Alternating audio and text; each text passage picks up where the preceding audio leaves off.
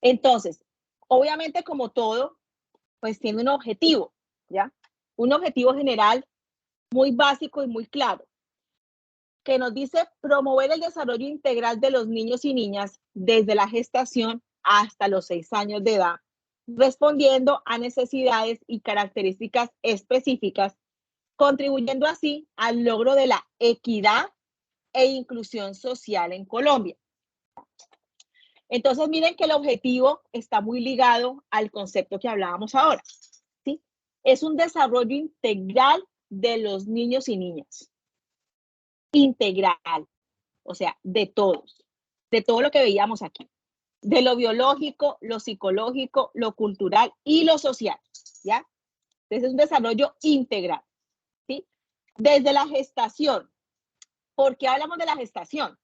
Porque es que si yo tengo una mamá, ¿sí?, que durante la gestación me consumía alcohol, me consumía drogas, no tuvo controles prenatales, no tenía ese cuidado con ese bebé, pues obviamente cuando ese bebé nazca va a tener automáticamente ya fuera de contexto su parte biológica, porque vamos a tener un bebé que va a venir primero con una adicción desde el vientre de su madre, o sea, son niños que nacen adictos, ¿ya? Son niños que nacen normalmente prematuros, que nacen con muchos inconvenientes a nivel de salud debido a la falta de cuidado que esa madre tuvo durante la gestación, ¿ya?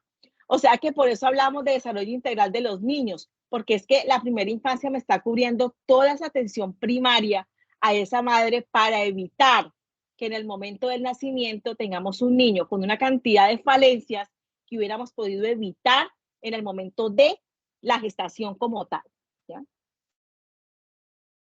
Profe, Señora, no, ahora que usted comparte esto, en el donde yo trabajo tengo un sí, caso de una compañera cercana, que ya tiene un sobrino que sí, está en el CDI donde trabajo, y sí, la mamá de él, ella trabajaba también en un colegio, pero era un colegio de monjas, y las monjas eran muy rígidas en todo el sistema. Y ella salió embarazada, y a raíz de eso la atacaban muchísimo, la criticaban, pero igual ella le trabajaba hicieron ahí. bullying, mejor dicho. Exacto. Entonces, ese que se Ujú. oprimía muchísimo. Y ahora el niño, no sé si tendría que ver eso, el niño ahora tiene problemas para alimentarse, o sea, come muy poquito, o sea, se mete cucharadas muy mínimas, se come con las manos como si fuera como un ratoncito. Eh, como que a veces no. Es probable. Recuerden Exacto. que nosotros podemos desentender la historia familiar de los niños, ¿no? Porque la historia familiar de los niños marca un precedente, ¿ya? O sea, hay un precedente ahí a nivel de la parte familiar. Entonces, si hay un contexto familiar inestable, si hubo una gestación inestable, eso se va a reflejar en algún momento de la etapa infantil. En algún momento se va a ver reflejado. Entonces, sí es muy probable que ese contexto que ella vivió durante la gestación esté generando ese comportamiento en el niño en este momento. Es muy probable.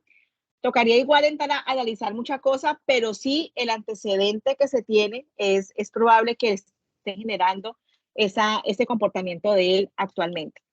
Sí es probable, Ángela, que sea por eso. Ok, gracias. Bueno, entonces, listo. Entonces hablamos aquí de por qué es importante atender integralmente la primera infancia. Entonces decimos, mejora las posibilidades de los NN, o sea, de los niños que no tienen nombre, para ingresar oportunamente a la escuela, disminuyendo los índices de fracaso escolar. Porque si nosotros atendemos integralmente, vamos a evitar esos NNs, ¿ya? Y por consiguiente, si yo tengo identificado dónde hay un niño, porque lo tengo claro, porque la registraduría ya me informó y tengo claro a nivel de censo dónde hay un niño en edad escolar que no está estudiando, ¿sí? Pues obviamente podemos entrar a ese contexto y averiguar qué pasa y incluirlo dentro del contexto escolar, ¿ya?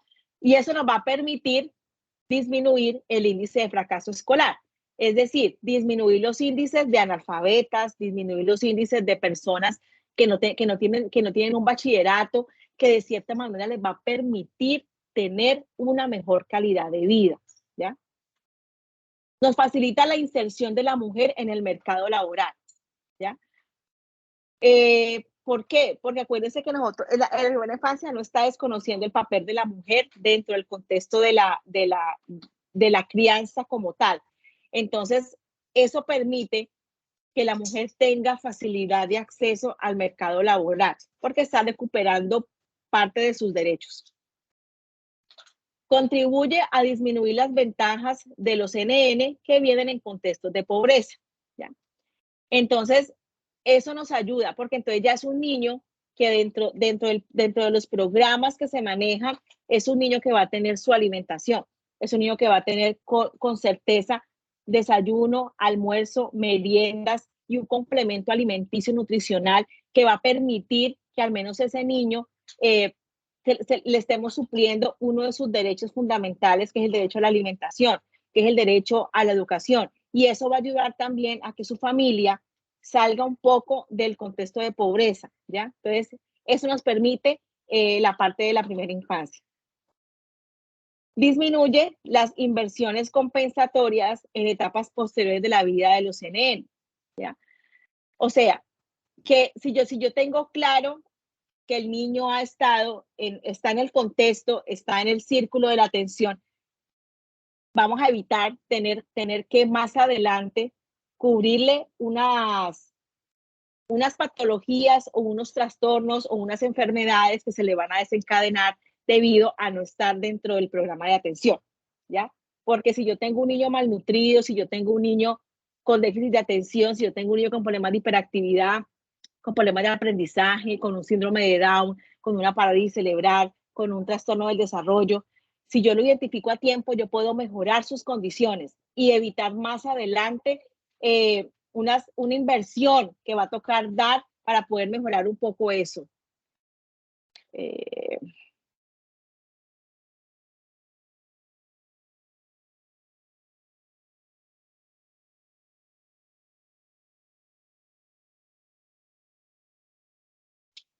Entonces, para poder mejorar las condiciones que él va a tener, entonces vamos a tener que evitar tener que pagar más por una terapia, porque si el niño empieza sus terapias a tiempo, pues va a ser mucho más fácil el manejo más adelante, ¿ya? Si no, la inversión va a ser mucho más. Es una inversión más rentable. ¿Por qué es más rentable? Porque si yo lo estoy atendiendo desde el principio, ¿ya? Me voy a evitar los problemas y los inconvenientes que me van a generar un mayor gasto, ¿sí? Entonces, eso es como, por ejemplo, si usted sabe que tiene que poner a estudiar a su hijo o a su hija a los 2 años de edad, más o menos 3, y no lo hace, entonces cuando cumpla los 5, que usted lo vaya a meter a una transición sin haber pasado por un jardín o por un prejardín, entonces se va a dar cuenta que el niño no está preparado para la transición, entonces hay que pagarle un docente o un profesor particular que lo nivele para poder estar en transición. O me va a tocar pagarle una profesora aparte mientras está en transición para poder que se nivele con los niños que sí estuvieron en los 2 años anteriores que tenía que haber estudiado. ¿Sí ven? Entonces, si yo hago las cosas en la ruta que es, voy a evitar tener gastos más adelante. Por consiguiente, es más rentable. ¿Por qué? Porque yo no voy a generar un gasto innecesario. Entonces, se vuelve una rentabilidad para el Estado.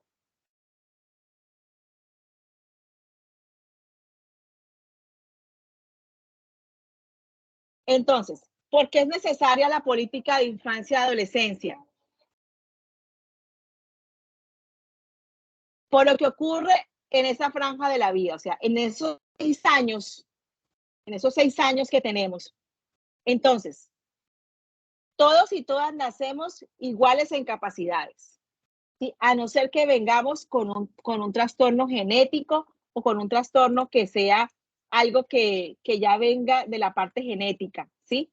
Pues obviamente ahí sí ya sería algo complicado, pero saben que esas son cosas que se dan entre uno y tantas personas. Se produce el 85% del desarrollo cerebral. O sea, esa es la etapa en la que los niños desarrollan el 85% de su cerebro. Entonces, si nosotros no lo sabemos hacer, pues obviamente esto no se va a desarrollar y por consiguiente vamos a tener un retraso en este desarrollo. Y si hay un retraso de desarrollo cerebral, pues vamos a tener un retraso a nivel de todos nuestros aspectos de desarrollo infantil. Hay una alta influencia de los vínculos afectivos. Esta es la etapa en la que el niño verdaderamente tiene claridad de los afectos y de quién lo quiere y de quién no, de quién le está dando un amor sincero y quién no. Ellos perciben eso. Es la etapa en la que ellos tienen claridad qué es un verdadero amor, ¿ya? Y tienen muy claro que lo más importante es su papá y su mamá, ¿ya? Su contexto de familia. Y son capaces de expresar sus sentimientos fácilmente. O sea, es una etapa en la que para ellos decir un te quiero es muy fácil. Sí, obviamente si está en un adecuado contexto, ¿no? Por ejemplo, mi hija todo el tiempo es, mamá, te quiero mucho. Mamá, regálame un abrazo. Mamá, regálame un beso, ¿ya? Entonces, eso que me permite a mí, me permite darme cuenta que esa dimensión socioafectiva de su desarrollo está completamente desarrollada, ¿sí? Ella tiene claro qué significa el afecto y qué significa querer a otra persona. Y sobre todo que tiene claro que lo puede expresar sin ningún tipo de problema, ¿sí? Sin pensar en que va a tener una respuesta negativa o positiva, ¿ya? Simplemente la necesidad de expresar el cariño. Alta sensibilidad a los estímulos externos a través de los sentidos. Es una etapa en la que ellos aprenden por todo, por lo que escuchan, por lo que ven, por lo que comen, ¿ya? Entonces ahí es donde empezamos a, eso no me gusta, ese programa no me parece, esa canción no me simpatiza, ese sabor no me gustó, está muy amargo, está muy ácido, está muy dulce, ese color no me llama la atención, yo quiero ponerme esto, yo quiero ponerme lo demás acá. O sea, tenemos los estímulos externos muy claros y es la etapa en la que ellos más aceptan el estímulo de afuera y permite un buen aprendizaje. Las condiciones nutricionales son determinantes. O sea, estamos en la etapa en la que si nosotros cuidamos la nutrición de nuestros hijos, evitamos enfermedades a largo plazo. Evitamos una obesidad infantil, evitamos una diabetes a raíz de mala alimentación, evitamos un contexto alérgico a alimentos por un mal cuidado, evitamos una malnutrición, porque a veces pensamos que estamos dando las comidas que son, pero la verdad no es así. Evitamos enfermedades que el comer sanamente se pueden evitar a un largo plazo, ¿sí? Entonces, eso nos permite generar esos primeros 6 años, enseñarle al niño a comer como tiene que comer, ¿ya? El desarrollo temprano de la motricidad, ¿sí? Si nosotros tenemos los cimientos como tal, tenemos un desarrollo temprano de la motricidad, o sea, tenemos un niño que tiene su motricidad clara, tenemos un niño que ha pasado por sus etapas de gateo, de caminar, de correr, capaz de tener control de sus brazos, de sus manos, de su motricidad fina, su motricidad gruesa, ¿ya? Si tenemos las atenciones necesarias y una ruta de atención como es y un buen desempeño a nivel familiar, vamos a tener una motricidad completamente desarrollada en esa etapa. Construcción del pensamiento simbólico. O sea, vamos a tener la claridad o el niño va a tener la claridad de qué significa un símbolo, de qué significa algo que él ve y llevarlo a un contexto como tal, ¿sí? A ser capaz de extraer una imagen y llevarla a un cuento, llevarla a una canción, llevarla a un dibujo, ya llevarla a una narración, ¿sí? Es capaz de identificar el símbolo y extraerlo y volverlo un conocimiento propio. Vamos a tener las bases de la ética, la estética, la autoestima y la vida en sociedad, ¿sí? Desde mi punto de vista, es la etapa donde formamos los famosos autos, como decimos en psicología. Entonces, hablamos de autoestima, autoimagen, autoconcepto, ¿ya? Que son las 3 cosas primordiales para evitar una baja autoestima. Si yo genero una baja autoestima en esta etapa, vamos a tener adolescentes con trastornos alimenticios, adolescentes con problemas de comportamiento, adolescentes con problemas de trastornos afectivos, adolescentes propensos a autolesionarse a nivel de hacerse cutting o cosas peores, o adolescentes tendientes a suicidio, ¿ya? Recuerden que la parte de la estética es aceptarse ellos como son y aceptar a las demás personas como son, ¿ya?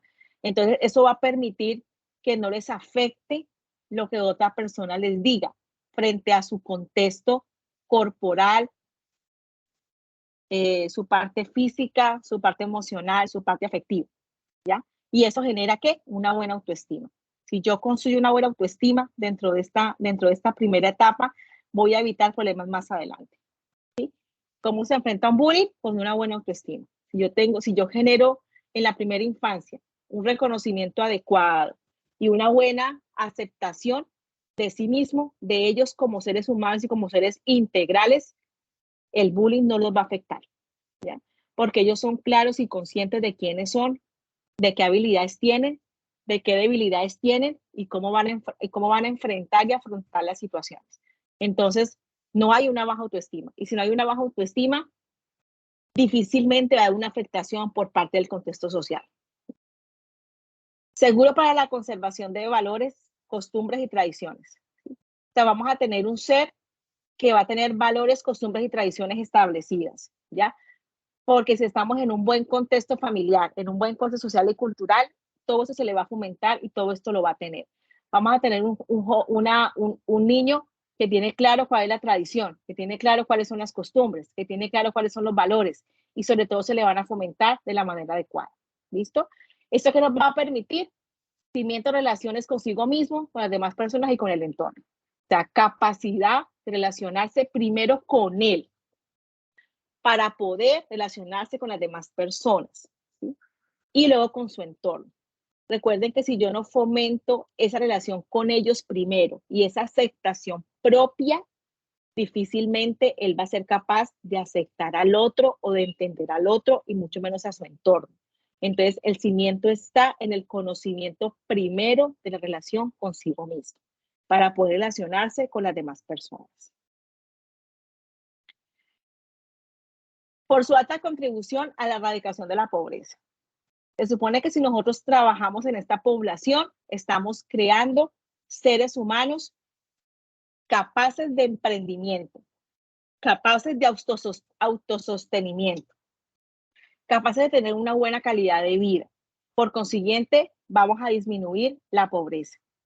¿Por qué? Porque hablamos de una atención integral en la primera infancia, obviamente pasando por un buen preescolar, una educación básica y media, que esto le puede permitir una capacitación laboral independientemente de que vaya a estudiar una carrera profesional, porque que tenga una educación básica y media ya lo va a sacar con un técnico y eso le va a permitir ya tener una posibilidad de tener un trabajo que le va a permitir capacitarse laboralmente y crecer dentro de su contexto, ¿ya? Pero ¿cómo llegamos a esto? Afianzando esta parte, ¿sí? Si nosotros afianzamos esta primera infancia, vamos a lograr tener un joven de 16 años en adelante con la capacidad de darse cuenta de que tiene en sus manos el poder para ser una excelente persona. Y eso va a permitir un buen contexto laboral y por consiguiente una erradicación en gran medida del contexto de lo que tenemos nosotros o lo que conocemos como pobreza. Listo. Entonces, ahorita sí, porque la verdad ya me duele la garganta de tanto hablar. Las quiero escuchar. A mí por eso que no me gusta la computadora que yo le decía el sábado, porque es que yo parece que me parece estar de la clase al computador, ¿ya? Porque esos silencios son a mí me parecen preocupantes, porque a veces uno no sabe si están o no están, si dejaron la computadora conectada y se fueron y no escucharon nada de lo que uno dijo, o si verdaderamente están tan concentradas que les quedó todo muy claro. Entonces, ya yo me cansé de hablar, entonces quiero escucharlas a ustedes, más o menos que me hagan un resumen, las que quieran. Vamos a levantar la manito, porque como ya estoy aquí, puedo ver las manitos levantadas y darle la palabra a cada una de las que quiera participar.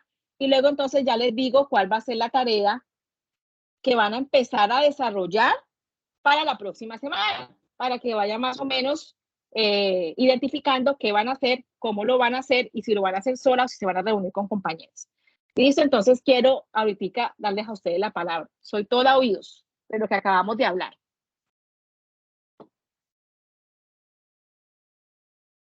A ver, ¿quién va a levantar la mano primero?